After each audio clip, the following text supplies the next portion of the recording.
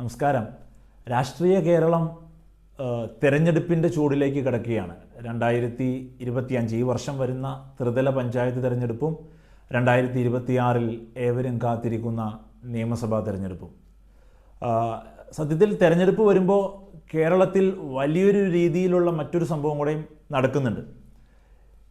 ഞാൻ പറഞ്ഞു വരുന്നത്, ഇന്നലെ ജനുവരി 28 എറണാകുളത്ത് മറൈൻ ഡ്രൈവിൽ CPM-ന്റെ ജില്ലാ സമ്മേളനത്തിൻ്റെ സമാപനമായിരുന്നു. 3 ദിവസമായി ജില്ലാ സമ്മേളനം എറണാകുളത്ത് നടക്കുകയാണ്, പ്രതിനിധി സമ്മേളനവും അടക്കം.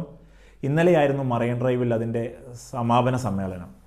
കേരളത്തിൻ്റെ മുഖ്യമന്ത്രി അടക്കം നേതൃനിരയൊഴുകിയിട്ടുണ്ടായിരുന്നു എറണാകുളത്തേക്ക്. കൂടാതെ 15,000 റെഡ് വോളണ്ടിയേഴ്സുമാരെയാണ് എറണാകുളത്തിൻ്റെ തെരുവീതിയിലേക്ക് പൊതുയോഗത്തിന് മുമ്പുള്ള ജാഥയിൽ പങ്കെടുത്തത്. അക്ഷരാർത്ഥത്തിൽ എറണാകുളം സ്തംഭിക്കുകയാണ് ചെയ്തത്.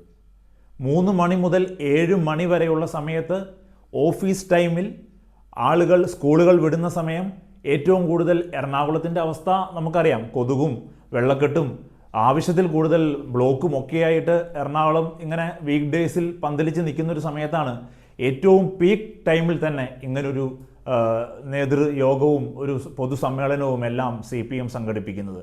CPM വിരുദ്ധ ഒരു വാർത്തയായി നിങ്ങൾ ഇതിനെ കാണരുത്. ഒരിക്കലും വോക്സിന് വ്യക്തമായ രാഷ്ട്രീയ ബോധമുണ്ട്, രാഷ്ട്രബോധമുണ്ട്.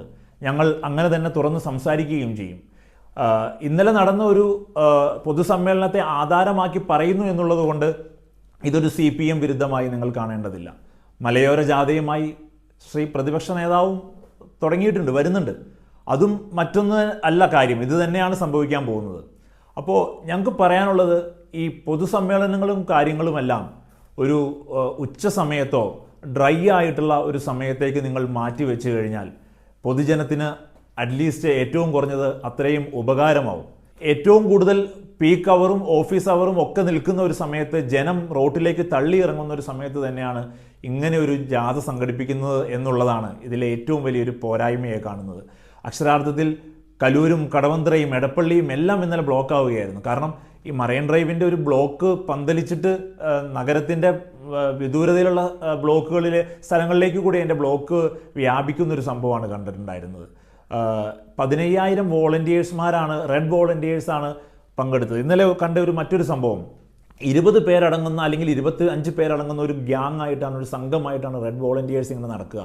അപ്പോൾ ഒരു ഏകദേശം 65-70 വയസ്സ് തോന്നുന്ന ഒരാൾ വാഹനം കൊണ്ടുവന്നിട്ട് ജസ്റ്റ് ഒന്ന് ഇടത്തോട്ട് കയറണം, തൊട്ടടുത്താണ് പാർക്കിംഗ് എന്ന് പറയുമ്പോൾ ആ വോളണ്ടിയേഴ്സിലെ ആളുകൾ തന്നെ പറയുകയാണ്, ഞങ്ങൾക്ക് നിൽക്കാൻ പറ്റില്ല, ഗ്യാപ്പ് കണ്ട് നിങ്ങൾ വേണമെങ്കിൽ കയറിക്കോന്ന്. അപ്പോൾ അങ്ങനെ നമ്മളെ വല്ലാതെ അസ്വസ്ഥരാക്കുന്ന, വല്ലാതെ ബുദ്ധിമുട്ടുണ്ടാക്കുന്ന രീതിയിൽ ഇനി അങ്ങോട്ട് സമ്മേളനങ്ങളും നേതൃയോഗങ്ങളും ഇലക്ഷൻ അടുക്കുമ്പോൾ അതിൻ്റേതായുള്ള കാര്യങ്ങളും ഒക്കെ ആയിട്ട് വരികയാണ്.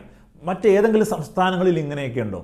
നമ്മുടെ പാലക്കാട് തിരഞ്ഞെടുപ്പ് നടക്കുമ്പോൾ മുഖ്യധാര ചാനലായിരുന്ന റിപ്പോർട്ടർ പാലക്കാടിൻ്റെ കൊട്ടിക്കലാശം നടക്കുന്ന ദിവസം ഉത്തരേന്ത്യയിൽ കൊട്ടിക്കലാശം നടന്ന ഒരു സ്ഥലവുമായി കമ്പയർ ചെയ്ത് ഒരു വാർത്ത വന്നിട്ടുണ്ടായിരുന്നു. നിങ്ങൾ ഓർക്കുന്നുണ്ടോ എന്നറിയില്ല.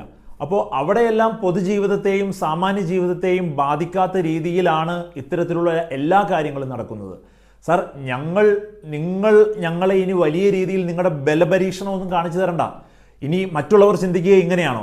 CPM-ന്റെ ജാഥ വന്നപ്പോൾ മറൈൻ ഡ്രൈവിൽ നടന്ന ഒരു ജാഥ, അതിൻ്റെ ബ്ലോക്ക് പന്തലിച്ച് എടപ്പള്ളിയും കലൂരും കടന്ന് ടൗൺ ആകെ വ്യാപിച്ചു. അതാണ് അവിടെ നടന്ന ഒരു ശക്തി പ്രകടനം. അതിന് മേൽ ബ്ലോക്ക് ഉണ്ടാക്കലാണോ ഇനി മറ്റൊരു രാഷ്ട്രീയ പാർട്ടി ഇവിടെ വെക്കുക?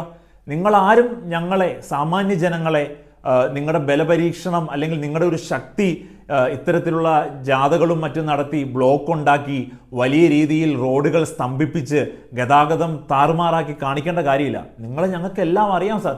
ഓരോ 5 വർഷവും നിങ്ങൾ വരുന്നതും വോട്ടിൻ്റെ സമയത്തുള്ള നിങ്ങളുടെ ആറ്റിറ്റ്യൂഡും വോട്ടിന് ശേഷം എന്താണ് സംഭവിക്കുന്നതെന്നുള്ളതും ഓരോ 5 വർഷത്തിൻ്റെ ഗ്യാപ്പിൽ നടക്കുന്ന കോലാഹലങ്ങൾ മുഴുവനും ഒരു വാർത്തയായി കേട്ടിരിക്കാൻ മാത്രം വിധിക്കപ്പെട്ട സാമാന്യ ജനങ്ങളെ ഇനി വരുന്ന ഒരു 1.5 വർഷക്കാലം ദയവ് ചെയ്ത് ഈ വലിയ രീതിയിലുള്ള നേതൃയോഗങ്ങളും CPM സംസ്ഥാന സമ്മേളനങ്ങളും പ്രതിപക്ഷ നേതാവിൻ്റെ മലയോര കർഷക ഉദ്ധരിക്കലും ഇതെല്ലാം കൂടെ കൂട്ടിച്ചേർത്ത് ഞങ്ങളെ വല്ലാതെ ബുദ്ധിമുട്ടിലാക്കരുത് എന്ന് മാത്രമേ സാമാന്യ ജനത്തിൻ്റെ ഒരു ശബ്ദം എന്ന നിലയിൽ പറയാനുള്ളൂ. നമസ്കാരം.